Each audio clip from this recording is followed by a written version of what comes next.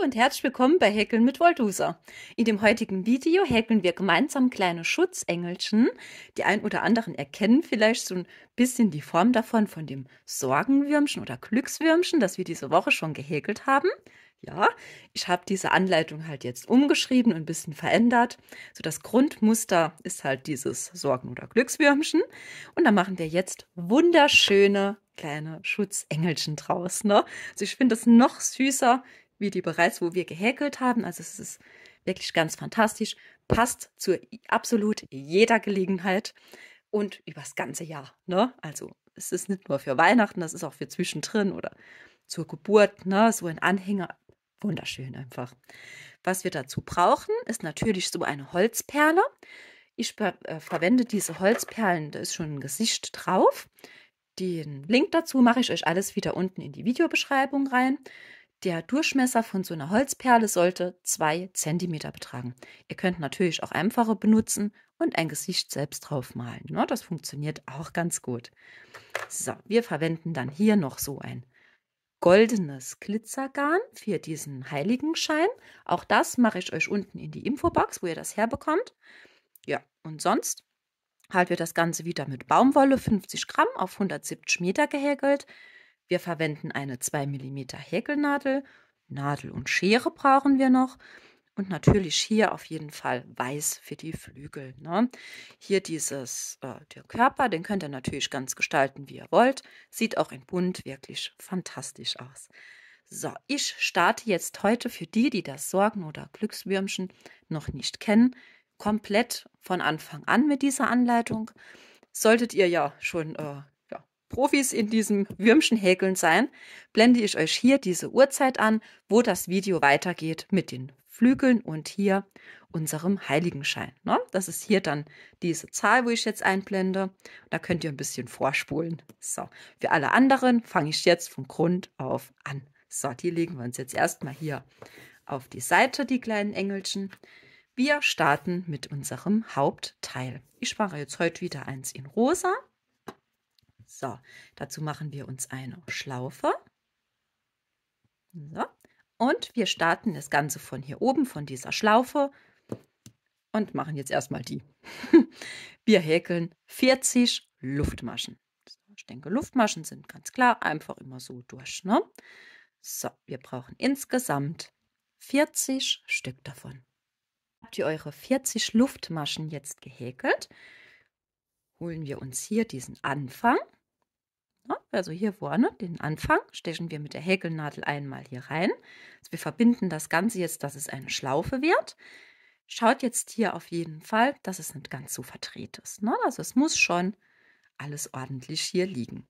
Wir ziehen uns einmal den Faden durch, dass wir jetzt 2 Schlaufen auf der Nadel haben und maschen das noch einmal ab, so wie eine feste Masche.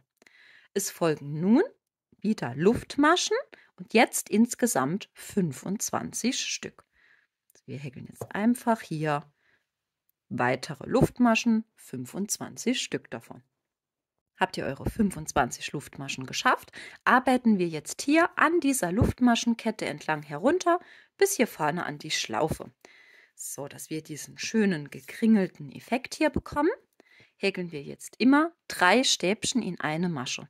Wir beginnen hier in dieser dritten Schlaufe. Das ist die erste, die zweite und hier ist die dritte. So, wir machen für ein Stäbchen einen Umschlag, stechen wir in die Masche ein, einmal holen den Faden, wir maschen einmal ab und das zweite Mal ab. Das ist dann ein Stäbchen.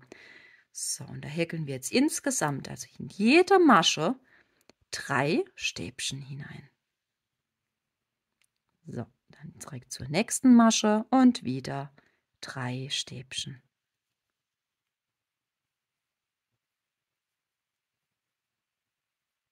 So, und diesen Vorgang, den wiederholen wir jetzt hier entlang an unserer Luftmaschenkette. Also jede Masche immer 3 Stäbchen rein. Und das machen wir bis hier zur vorletzten Masche. So, hier die letzte. Das zeige ich euch gleich, wie wir die behäkeln. Also jetzt erstmal hier überall immer 3 Stäbchen rein, bis zur vorletzten Masche. Ich habe jetzt meine Luftmaschenkette hier behäkelt. Wie ihr seht, das kringelt sich schon. Jetzt sind wir hier hinten bei unserer letzten Masche angekommen. In diese häkeln wir jetzt 2 halbe Stäbchen. So, wir ein halbes Stäbchen einfach einmal durchziehen. Ne? Ich mache es nochmal, einen Umschlag, einstechen, Faden holen. Wir haben 3 Schlaufen und einmal komplett durch. Das ist dann ein halbes Stäbchen. Es folgt eine Kettmasche. So, jetzt können wir auch schon den Faden abschneiden und einfach so durchziehen. So, wie ihr seht, hat das jetzt bei mir sich auch ein bisschen hier verdreht. Das ist gar nicht schlimm. Ihr holt euch dieses Ende. Und jetzt drehen wir uns das einfach einmal ein bisschen ordentlich hier ein. Und dann hat das gute Stück auch schon seine perfekte Lockenform. Ne? So, ihr könnt jetzt hier mit den Fingern ein bisschen dran ziehen. Dann, ja, dann geht das ein bisschen mehr auseinander. Wird ein bisschen schönerer Effekt, als wenn das so ganz zusammengestaucht ist. So, diesen Anfang- und Endfaden, den holen wir uns jetzt und setzen uns hier mal einen Doppelknoten. So. Das Hauptteil ist jetzt schon geschafft. Ihr könnt euch jetzt eure Perle hinzuholen. Perle. Das geht am besten oder ganz gut, wenn ihr mit der Häkelnadel hier oben so einstecht, dass ihr die Perle auf der Nadel habt. Wir setzen das hier an die Schlaufe und ziehen uns einfach so die Schlaufe hier durch. So, und jetzt ziehen wir da die Perle so ein bisschen, kleines Stück über dieses Häkelstück, dass die ordentlich stramm sitzt. So, dann könnt ihr nämlich hier diese 2 Fäden einfach ganz knapp abschneiden. Ne? So, natürlich kann man die auch vernähen. Ne? Also das ist euch überlassen. Ich mache das jetzt so. Das geht ein bisschen schneller halt. So, da haben wir unser Grundkörperchen schon fertig. Wir machen jetzt weiter mit dem Heiligenschein. Ich verwende hierzu so ein goldenes Effektgarn. Das ist wirklich sehr schön. Solltet ihr das jetzt nicht zu Hause haben, ihr könnt das natürlich dann auch zum Beispiel gelb machen, ne? Oder so. Dieses Garn ist halt wirklich, ja, super, super schön. Wir starten das Ganze mit einem Fadenring. Wir gehen mit unserer Häkelnadel jetzt hier in diesen Fadenring rein, setzen uns eine Schlaufe und es folgen 2 Luftmaschen. So, diese Luftmaschen ist unser Steigestäbchen. Das wird auch mitgezählt als Stäbchen. Wir brauchen insgesamt 12, also 1 haben wir schon. Und dann setzen wir jetzt hier in diesen Fadenring weitere 11 Stäbchen hinein. Habt ihr das dann geschafft, könnt ihr euch den Finger hier rausziehen und wir ziehen uns jetzt den Fadenring zu. So, wenn ihr jetzt diesen Fadenring zuzieht, zieht das jetzt nicht allzu brutal stramm zu. Wir brauchen hier drin noch diese kleine Öffnung, ja, dass wir das Heiligenschein hier prima wie eine Perle nachher auffädeln können. So, also hier schön noch ein bisschen Luft lassen. Wir stechen dann hier vorne in diese erste Masche wieder ein, ziehen uns eine Kettmasche, dass das Ganze zu einem Kreis geschlossen ist. Faden abschneiden und durchziehen. So, jetzt dreht ihr das einmal, dass wir die Rückseite nach oben haben. Und jetzt holen wir uns diesen ersten Faden von unserem Fadenring und unseren letzten Faden und verknoten das mit einem Doppelknoten. Macht auch das ganz zart nur. Ja, wir wollen uns nicht die Form verziehen. Wir wollen das Ganze jetzt einfach nur fixieren, dass uns hier garantiert nichts aufgehen kann. So, dann mache ich mir einen Doppelknoten. Wie ihr seht, ganz zart. An der Form hat das jetzt gar nichts verändert. Jetzt holen wir uns unsere Nadel. So, und vernähen uns hier diese beiden Fäden. So, das könnt ihr einfach so und gerade so ein bisschen durchziehen. Das reicht schon völlig aus.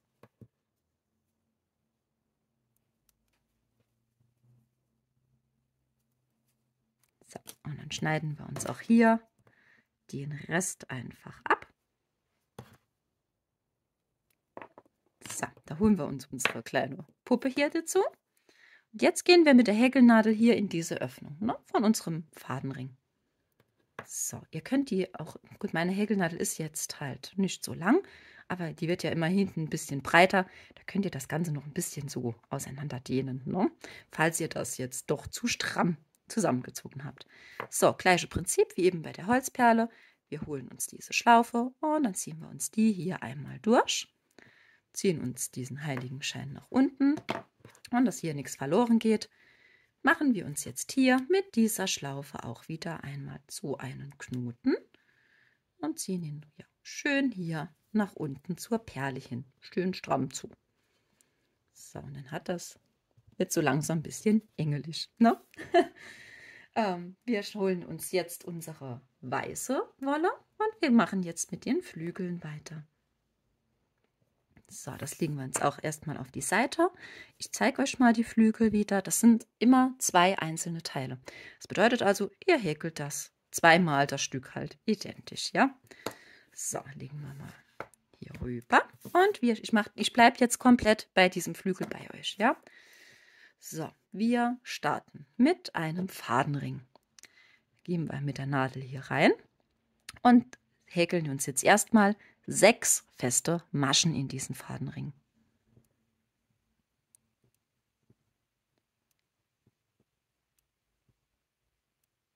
So, 6 feste Maschen, Finger rausziehen und den Fadenring zuziehen. Wir schließen das Ganze zu einem Kreis, indem wir in die erste Masche einstechen und uns eine Kettmasche ziehen. So. Es geht jetzt weiter mit 5 Luftmaschen. 5 Luftmaschen. Wir häkeln an dieser Luftmaschenkette entlang mit festen Maschen herunter. Also 4 feste Maschen häkeln.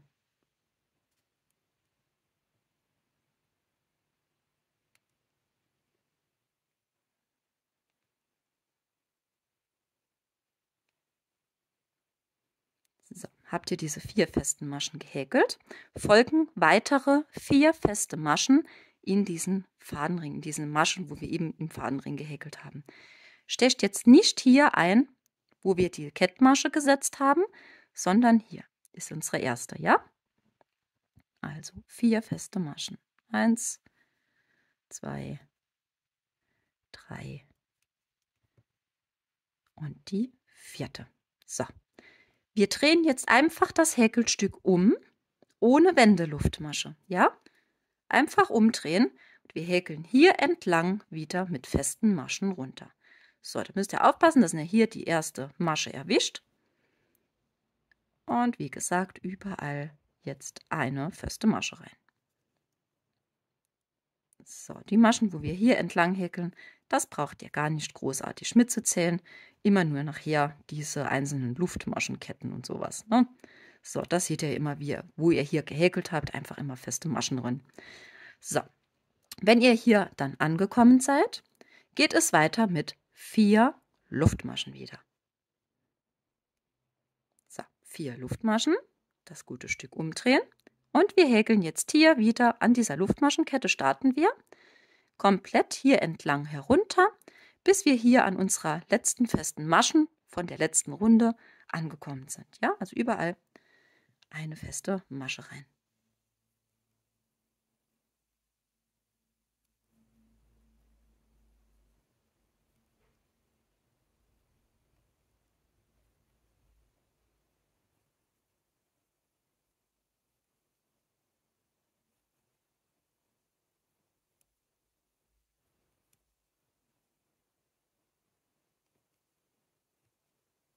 So, seid ihr dann hier angekommen? Also ich denke, das kann man ganz gut erkennen, ja, wo ich immer mit meinen festen Maschen hinkomme.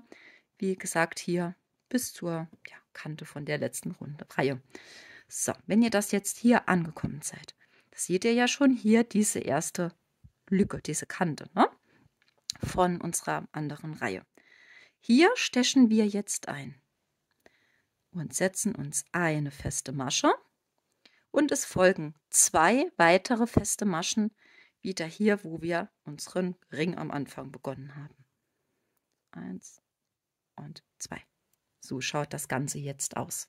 Wir drehen wieder das Häkelstück ohne Wendeluftmasche und häkeln jetzt wieder in jede Masche eine feste Masche hinein. So, immer darauf achten, dass ihr hier vorne diese erste mit erwischt, ja?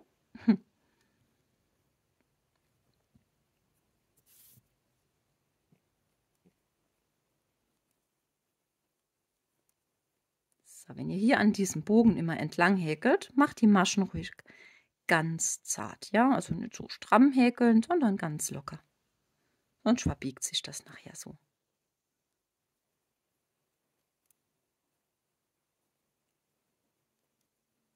So, jetzt sind wir hier in unserer letzten wieder angekommen. Und jetzt starten wir wieder mit unseren 4 Luftmaschen, drehen das Häkelstück wieder um und wir häkeln wieder hier entlang, bis wir wieder hier an unserem Ende hier angekommen sind, mit festen Maschen, ja?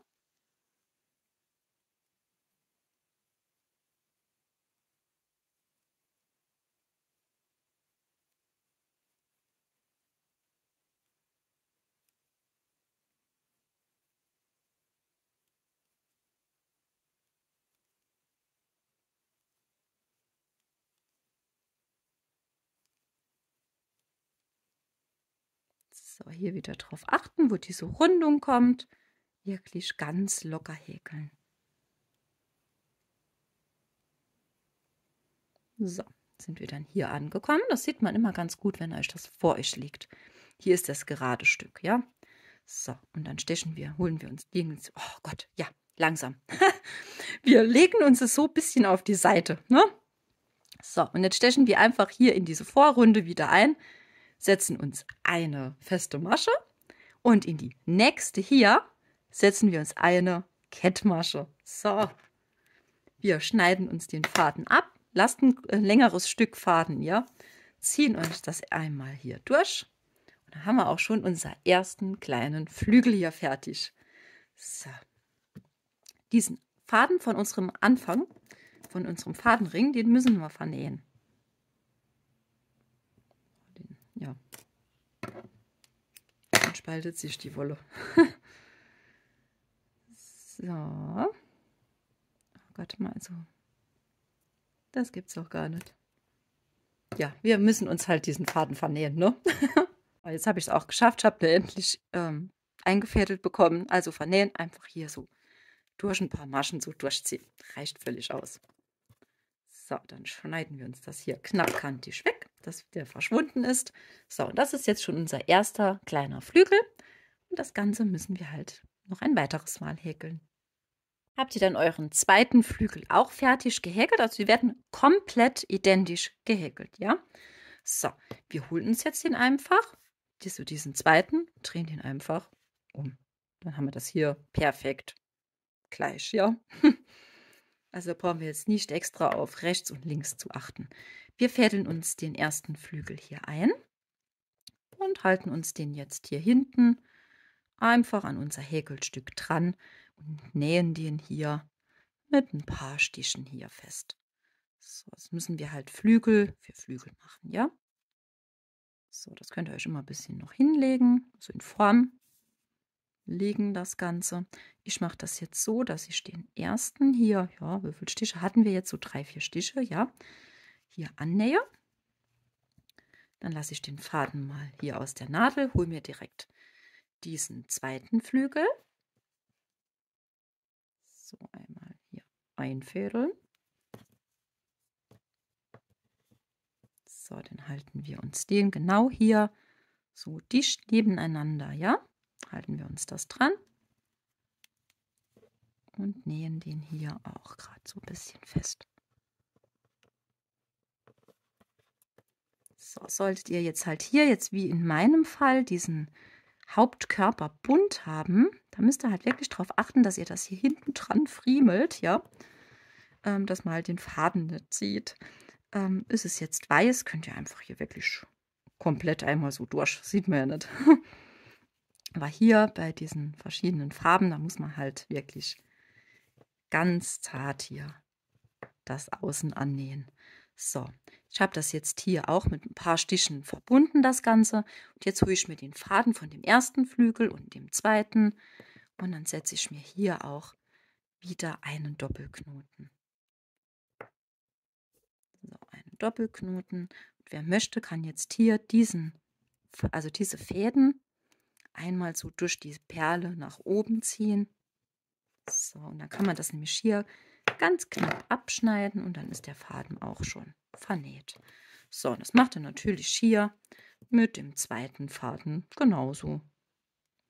So, also es bietet sich eigentlich ganz gut an, diese Fäden hier in diesem Holzkopf verschwinden zu lassen. So, der zweite ist auch weg.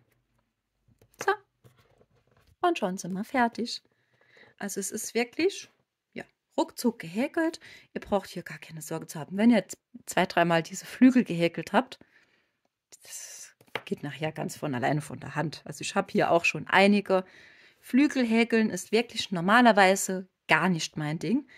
Aber die sind halt wirklich super easy, ne? Die könnt ihr auch prima verwenden für andere Sachen, ne? Nur mal so. Also die tun sich auch wirklich ganz gut an anderen Kleinigkeiten, die wir bis jetzt hier auf dem Kanal schon gehäkelt haben. Ich finde es vielleicht auch ganz süß, diese Flügel zum Beispiel mit so einer Kantenhockerkatze zu kombinieren, wenn jemand sein Kätzchen oder den Hund verloren hat. Das in Kombination finde ich auch sehr süß. Ne? Das sieht bestimmt auch fantastisch aus. So, heute haben wir es jetzt hier erstmal an den Engelchen gemacht. Ich habe schon ganz viele fertig, wie ihr seht. Ich sage euch mal kurz was dazu. Also diese habe ich jetzt in weiß, die in rosa und blau. Hier könnt ihr sehen, ist noch so ein Goldfaden. Es gibt noch so ganz dünne Goldfäden. Das sind so, wie gesagt, ganz dünne Fäden. Die kann man so mitlaufen lassen mit der Wolle. Sieht super fantastisch aus. Ich bin jetzt auch noch an einem weiteren Engelchen dran. Ich zeige euch das mal. Es gibt auch hier noch so einen Beilauffaden. Das sind so kleine Glitzerpailletten drin. Ne? Also die sind auch wirklich super, super schön. Hier habe ich schon eins angefangen. Da muss ich noch die Flügel dran machen. Schaut mal, wie fantastisch das aussieht. Also ich bin total begeistert. Mit dieser Wolle werde ich hier auch noch einige Engelchen damit machen, weil es einfach wirklich herrlich glitzert und funkelt. So, also es ist wirklich nicht nur was für Weihnachten, es ist was fürs ganze Jahr. Also Schutzengelchen gehen doch wirklich immer. Ja. So, ich hoffe, ihr habt genauso viel Spaß wie ich mit diesen kleinen Engelchen. Schickt mir gerne Bilder, verlinkt mich auf Instagram oder schaut in meiner Facebook-Gruppe Häkeln mit Voldusa vorbei. Ja, da könnt ihr auch prima eure fertigen Werke zeigen. Da freue ich mich immer riesig drüber. Also ich habe hier noch ordentlich was vor. Ich zeige es euch mal. Also ja, wie ihr seht, in allen möglichen Farben bekommen die guten Stücke hier auch noch jetzt ihre Flügel. Ich finde es mega zuckersüß. Ja, lasst mich gerne eure fertigen Werke auch sehen. Lasst mir einen Daumen oben da natürlich, wenn euch das Video auch gefallen hat. Ihr könnt natürlich kommentieren, das Video teilen, ja, ganz wie ihr möchtet. Ich wünsche euch noch einen wunderschönen Tag und viel Spaß beim Häkeln. Bis bald. Tschüss.